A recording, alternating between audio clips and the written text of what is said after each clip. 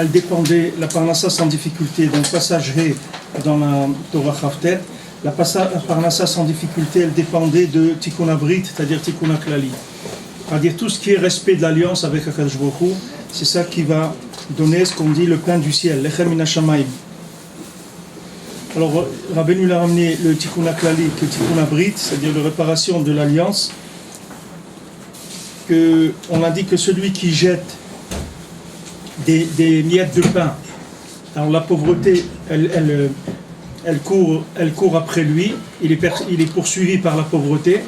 Alors le Zohar dit, à plus forte raison, celui qui jette des miettes de son moire, c'est-à-dire des miettes de son cerveau, que lui, il est poursuivi par la pauvreté. Qu'est-ce que vous appelez des miettes de son cerveau? Tout ce qui est semence en vain, c'est-à-dire qui ne donne pas une possibilité d'enfanter, alors ça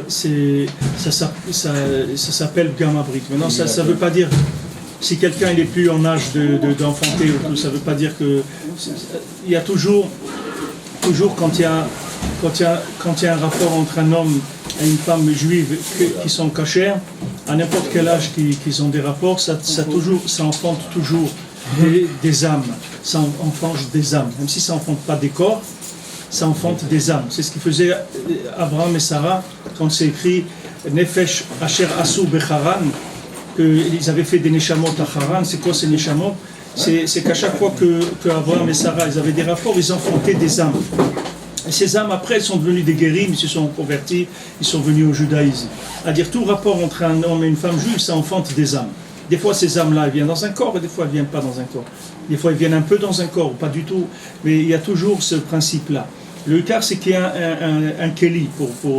Maintenant, s'il n'y a pas de keli, alors ça s'appelle que c'est gamabrit, c'est-à-dire qu'il y a un manque de possibilité de féconder, donc la chose elle est considérée comme ganabrit mamash. Ça c'est dans la chose la plus simple, c'est-à-dire au niveau basique de la Avera. Au niveau basique de la Avera, c'est-à-dire celui qui a un écoulement de semences qu'il ne peut pas enfanter, ça s'appelle gamabrit, zera levatala, etc., qui n'a pas possibilité de féconder ça. Ça c'est la Avera basique. Mais maintenant, dans sa généralité, par rapport à ce que Rabbeinu l'a ramené ici dans la Torah, toute connaissance, tout ce qu'on rentre dans le cerveau comme connaissance, du moment où il n'y a pas une possibilité d'amener cette connaissance vers la pratique, alors ça s'appelle Bgamabrit. C'est-à-dire, si quelqu'un il apprend quelque chose, maintenant ce qu'il apprend, il ne cherche pas à le pratiquer. Ça ne l'intéresse pas. Il ne cherche pas la pratique. Alors c'est le principe de Gamabrit. C'est-à-dire quoi? Il est pogam dans l'alliance avec HaKadosh Baruch Hu. Quelle est l'alliance avec HaKadosh Baruch Hu? L'alliance, HaKadosh Baruch Hu, il a fait l'alliance entre la Chokhma et la Bina. C'est-à-dire HaKadosh Baruch Hu, il a fait l'alliance entre le Olam Haba et le Olam Hazé. Maintenant, le Olam Haba, le monde futur, il s'appelle la Chokhma. C'est la connaissance.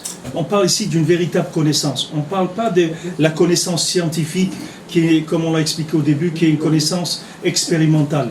Pour nous, la connaissance scientifique, ça ne s'appelle pas de la connaissance. C'est uniquement du domaine de l'imaginaire. C'est comme de la cuisine, si vous voulez, dans ce monde. C'est quelqu'un, il a appris en faisant des expériences. Nous, ce qu'on appelle connaissance, c'est ce qui vient de l'autre monde. C'est ça ce qu'on appelle connaissance. Pour nous, ce qu'on sait, c'est ce que HaKadosh Baruch Hu nous a transmis. Quand Hachem nous a donné la Torah,